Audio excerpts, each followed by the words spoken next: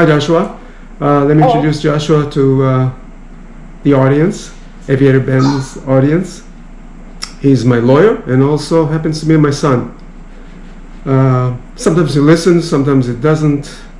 He's a pain in the ass. Anyway, what's the noise over there? Shut it! Oh, that's Sorry good. Sorry about that. And he's very even-tempered, just like his father. Very calm, collective. I guess it was the dog, huh? Yes.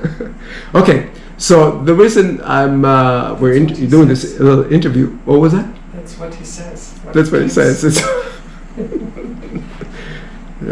be on the outtake. yeah. Anyway, so the reason I'm interviewing you is because we just had your second flight with me and Rosie. We went flying on December 10th. It was on a Thursday, and we went for breakfast to Sky Manor. That's November 40.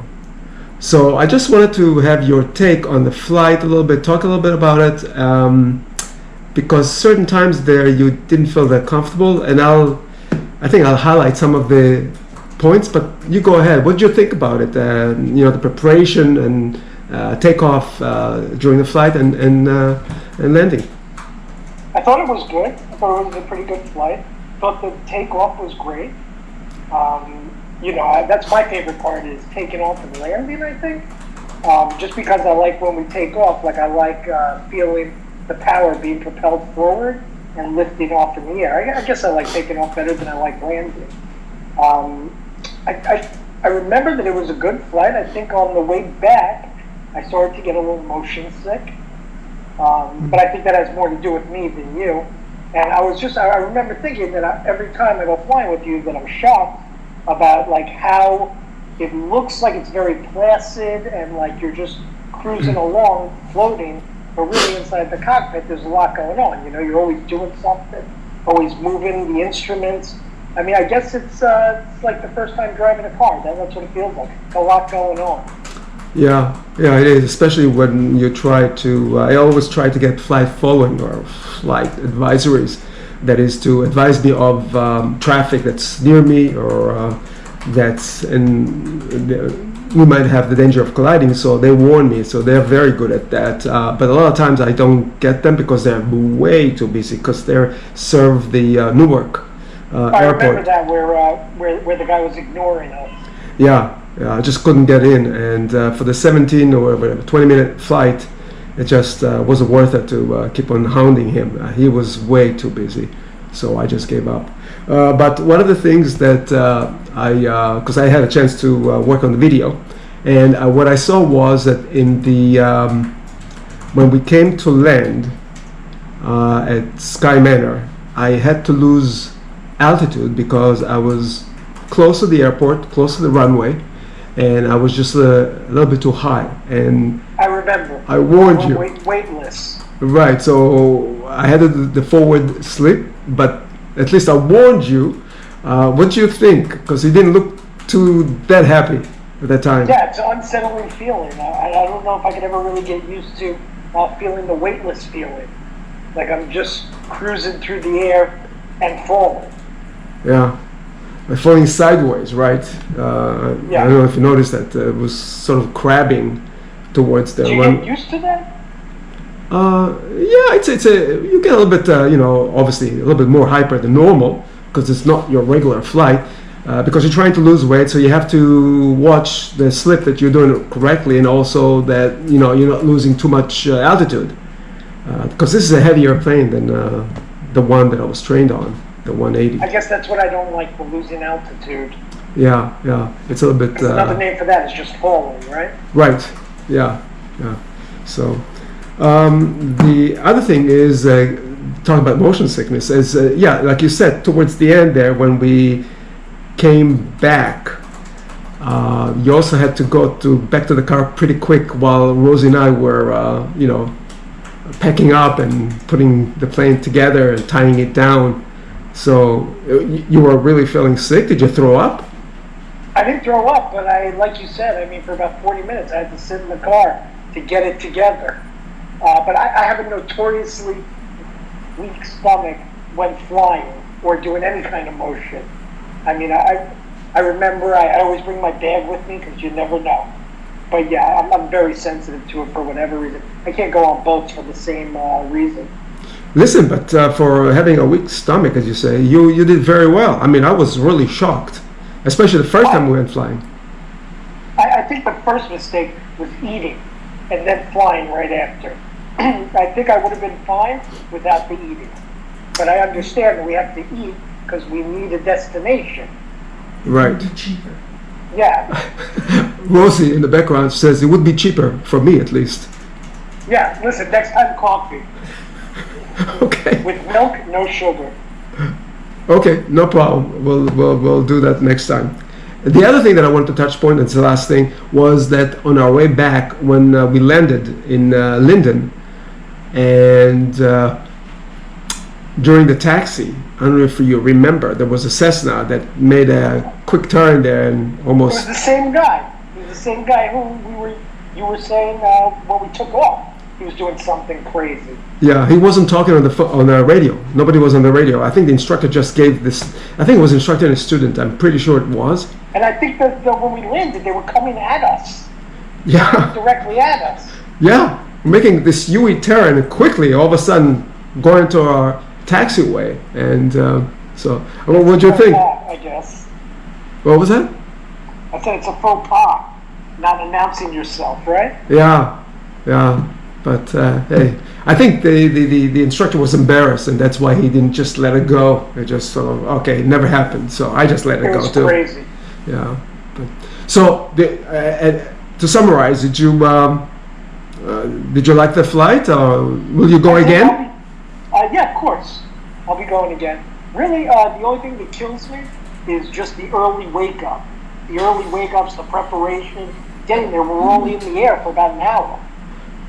Well, this was a short flight, but we can next time we'll go. Because the reason I chose this is because it was a short flight, right? But we can go next time. We'll go to when the weather improves, like to Goodspeed. It's in Connecticut.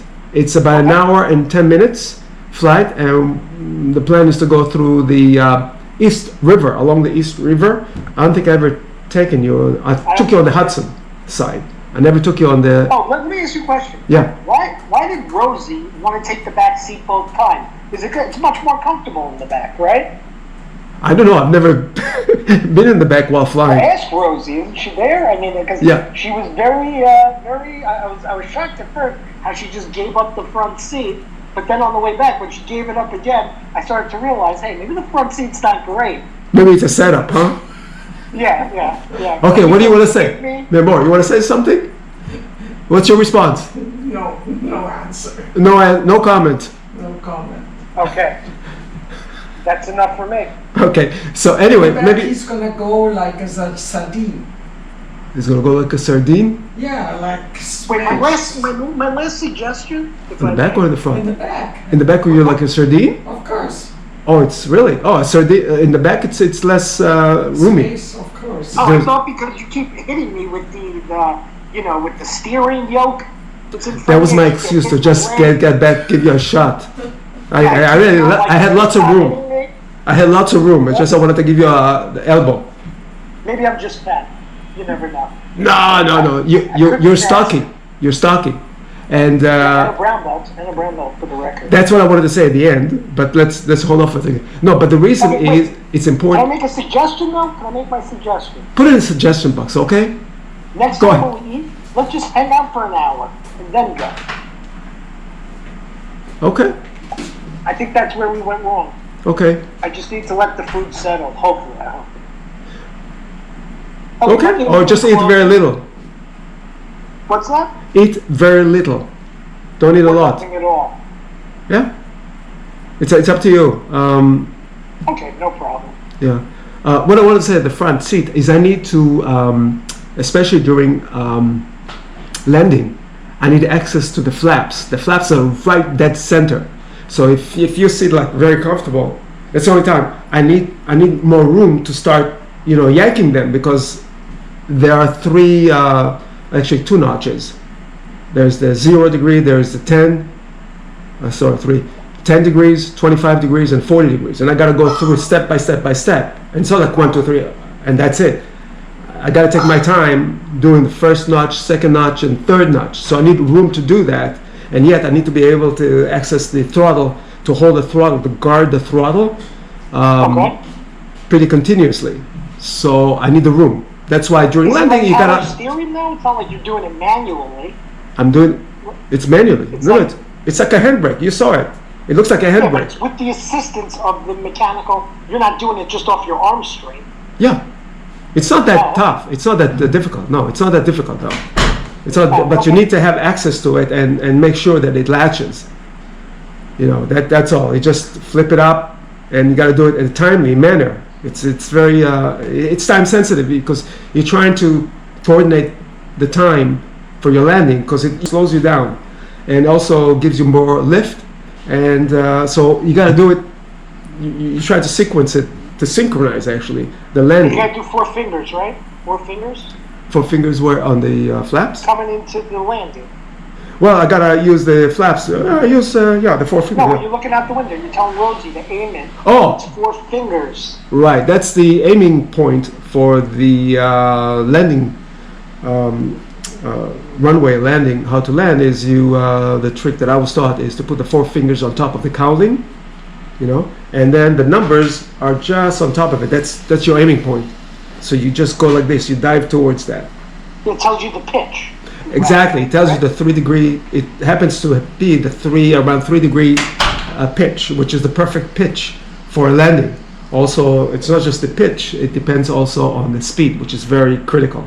It's speed and pitch, and altitude. Obviously you have to be at the right altitude once you start. The other thing is that, congratulations on your brown belt, and I wanted to congratulate you so everybody knows. You do jiu-jitsu, and you Gracie, no less. And Sarah's Jiu-Jitsu. Sarah's jiu-jitsu, yes. And you've just received your brown belt, so better watch out for you. And and your dad has what belt? Purple belt. But he gave it up for flying. Yeah, well, I stopped, but we're gonna have to roll a few times. He used to be fighting Ben. Yeah. Real Aviator Ben. Yeah. Used to have marks all over him. Misses you. Pat? Yeah, Patton. Say hi to, a shout out to Pat. Oh, okay. Regards. Yeah.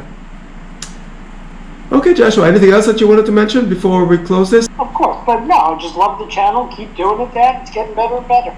I love watching. It's hilarious. You and Rosie, dynamic duo. Great. Well, you'll come and join us on hopefully the next one that's going to be longer. Yeah, you tell me when. Yeah. Okay, Joshua. So love you guys. Thanks for having me. Love you too. Take care. We'll talk soon. Bye. Okay, bye-bye.